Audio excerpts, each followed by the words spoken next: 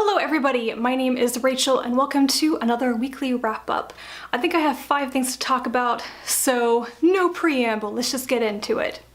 The first thing I want to talk about is a book that I finished reading about 30 minutes ago, and that is The Art of Language Invention by David J. Peterson. Peterson is the conlanger, or person who creates constructed languages, who has created languages like Dothraki and High Valyrian for the Game of Thrones TV series. He's created multiple alien languages for Defiance, and he's worked on other TV shows as well, but those are the 2 examples of his work that I am personally familiar with. This book is basically a crash course of the major concepts that an aspiring conlanger needs to know about how natural languages work, how they evolve over time, how their sound systems or phonologies work, how words are created, how lexicon is created, and then the grammar structures, how grammar evolves over time, and then writing systems or orthographies. And I love this concept. I was super into conlangs in my early teens, which is a time that coincidentally hit around the same time as the Lord of the Rings movies were being released, and I was super into Tolkien and the Lord of the Rings at the time, and therefore, yeah. Now, I personally also have been very interested in linguistics and how grammar works and everything in the English language back during that time in my university days as well, though I never actually studied linguistics in school, by the way. I was very, very much the budding amateur, and then I kind of stopped around the time that university hit because I had other things to do in my time. My conlang days are pretty far in the past, and it's only recently that I've read some things that have kind of gotten me back into thinking about it. I read I forget the author's name, who he did a real academic dive into like the writing systems of Tolkien's languages, and that got me thinking about this again. But then, some reason, I was introduced again to Peterson's work, and this book got on my TBR, and then I saw him speak at some of the panels from Worldcon in Helsinki that were streamed online, and I thought, why haven't I read this book yet? And it was great! This is a book that I will be buying a copy of to have in my own personal library. It's the kind of book that I wish had existed back when I was about 13 years old. I would really recommend this book if you were interested in linguistics, in constructed languages, and in creating your own language, what's the processes that go into that, or also if you're just curious about how Peterson created languages like for Game of Thrones, because he uses his own work as well as actual human languages extensively as examples throughout the book, also with case studies after each chapter where he dives into a specific process or problem that he encountered when creating one of his languages. It was just really good. And also funny, I have to say, this book, Peterson really lets his personality shine through, and it made this even easier to read. The other stellar 5-star book that I read this past week was The Stone Sky by N.K. Jemisin, the final book in the Broken Earth trilogy. I get rather skeptical when I hear nothing but people saying adulatory things about books. If everybody and their cousin is saying the same thing about a book, I'm like, what's the catch? What are people not saying? And so when I started this book, I was like, oh yeah, it's gonna be good. And then I was reading more and more reviews of it. I thought, is it really that great? And then I finished it, and it really is good. I have to say that this has got to be one of the best concluding books to a series I have ever read.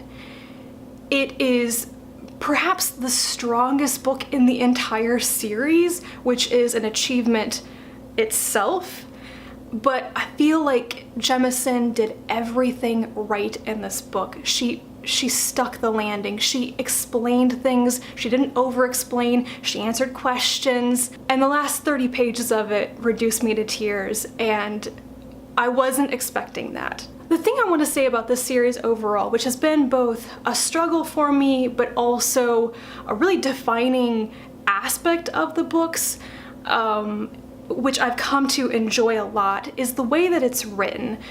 People who start reading the 5th season immediately are like, oh, this has a lot of second person, that's really weird, I don't like that. And yeah, all of the books have lots of second person where the narrator is speaking to you, and there's a lot of present tense. And both of these things are two stylistic choices that I have a difficult time getting past in many books. I think it takes a really good writer who knows what they're doing and has chosen that style for a really great reason to pull it off. And so while reading these books, I've always been super aware of the second person. I find it very difficult to immerse myself so much that I don't notice it anymore. There's something about the style always kind of getting in the way of me immersing myself. But at the end of this, there's a reason why Jemisin wrote it this way, and I understand it now, and I think it is an absolute great use of language. Jemisin, I think, has always been kind of doing experimental things with her style. I kind of noticed similar things in her first book, The 100,000 Kingdoms, but in that case she wasn't quite as good as a writer to really pull it off well. But the Broken Earth series has got to be kind of like her magnum opus at this point. It is perfect, and I don't say that about most books. Next up is River of Teeth by Sarah Gailey. This is one of the Tor.com novellas, and it's a caper in alt history involving hippos.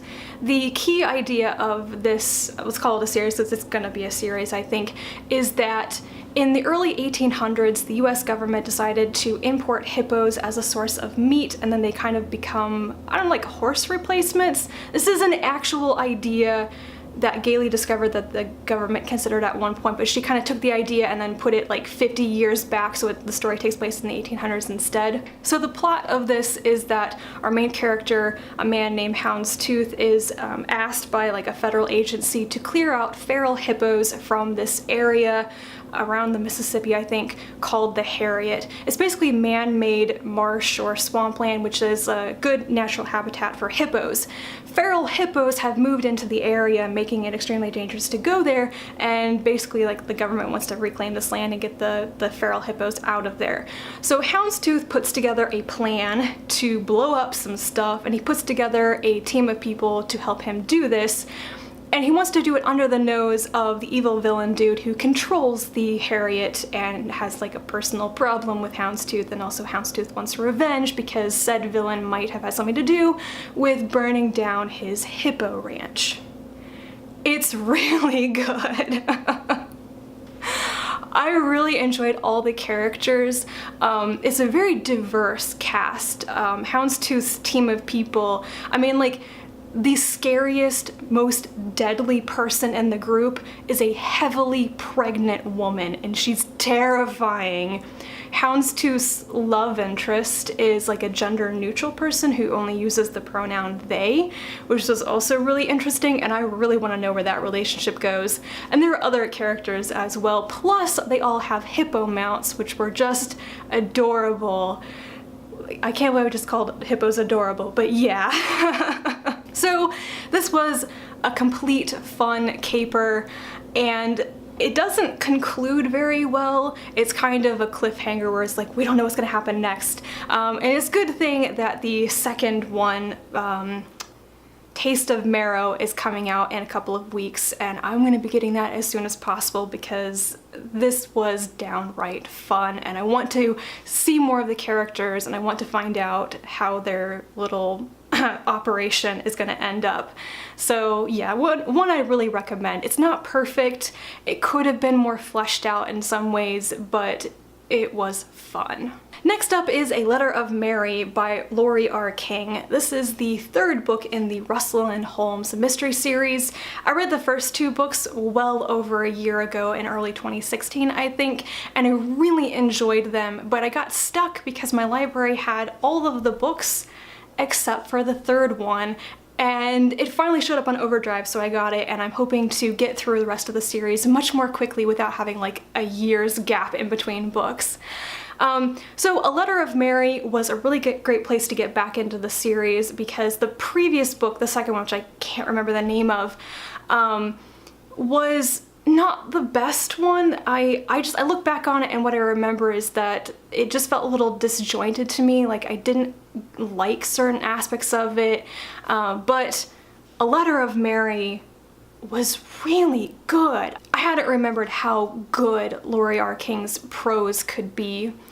So the basics of this series is that a retired Sherlock Holmes meets a teenage girl named Mary Russell, and he teaches her his methods because she is just as sharp as he is, if not maybe a bit more, and then they team up.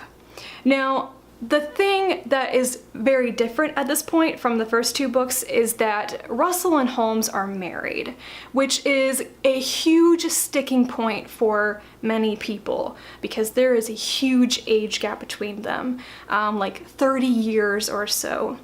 And when the second book ended, I was unsure how I was going to like this, but I think King's approach in this third book, when they are married, they've been married for a little while, is this is not about romance between Russell and Holmes. It's about like their everyday life.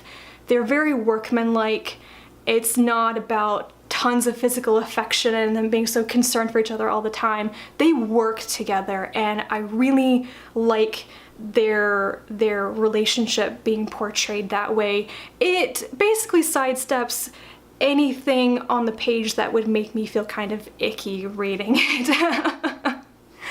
And I also liked that for some reason Russell felt like a more active person in the story in this book from what I remember of the first two books. It was a little disappointing that some of her investigation is literally a dead end, but what she does in that storyline is important to her as a character and her as a woman at this time period in, like, I don't know, the really early 1900s, around the time of World War I. So at the end of the day, I really enjoyed it, and I am much more keen to read the next books knowing how this relationship is going to be portrayed. Oh, I almost forgot to mention, Lord Peter Wimsey has a small cameo in this book, and I about went through the roof with raptures when I read that. It was so good. It was so good. I love Lord Peter. And the final book I want to talk about is Curators, Behind the Scenes of Natural History Museums by Lance Grande. Lance Grande has been a natural history curator at the Field Museum for over 30 years. He's been there in multiple positions, kind of worked his way up.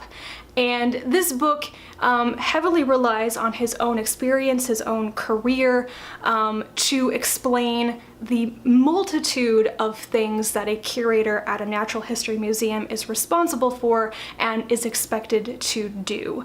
I had thought that curators at museums were kind of like librarians who searched for items to acquire to put in the collection and make it better. And actually, from Lance Grande's description, curators are active researchers. They are academic, they can teach classes, but they're also expected to do firsthand research and have projects ongoing in addition to acquiring things for the museums they work at and being heavily involved in creating, designing exhibits which the public will see and basically creating revenue streams for a museum. It's a much more complex job than I had thought it was. It sounds extremely demanding, honestly. There are two things that I didn't quite like about this book. The first one is kind of marketing, and that's, well, you notice that the title and the subtitle of this book are both in the plural. Curators, Natural History Museums. However, because Grande really only talks about his own experience and his own experience at one museum, it ends up feeling more like an autobiography and a very narrow view of the topic of being a curator than as a real attempt at defining what curators in general do at natural history museums. And I think that disjoint is a little bit awkward.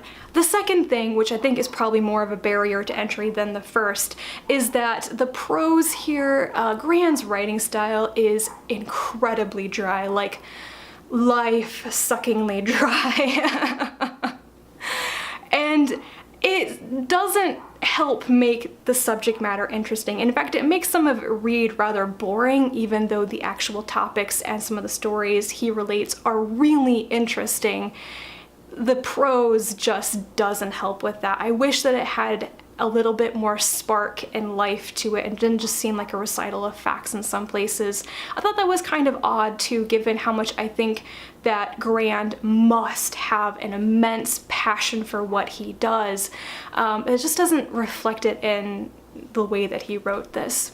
So nevertheless, I learned some very interesting things from this book. I've never read about natural history before. I'm not really into like paleontology, for example, but I would really love to read more about archaeology. That could be a lot of fun.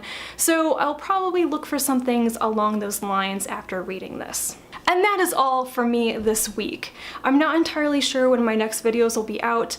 I admit I've gotten myself into a slight problem with my filming schedule because the things that I want to make videos about, I haven't actually read yet. I'm usually better at managing my schedule than this, but I've had some time crunches with all the things I want to do and I need to do and all that. So kind of feel bad that my video schedule has been very erratic this year. It seems to be getting worse, but what can you do? As long as I'm still having fun, there really isn't a problem, I suppose.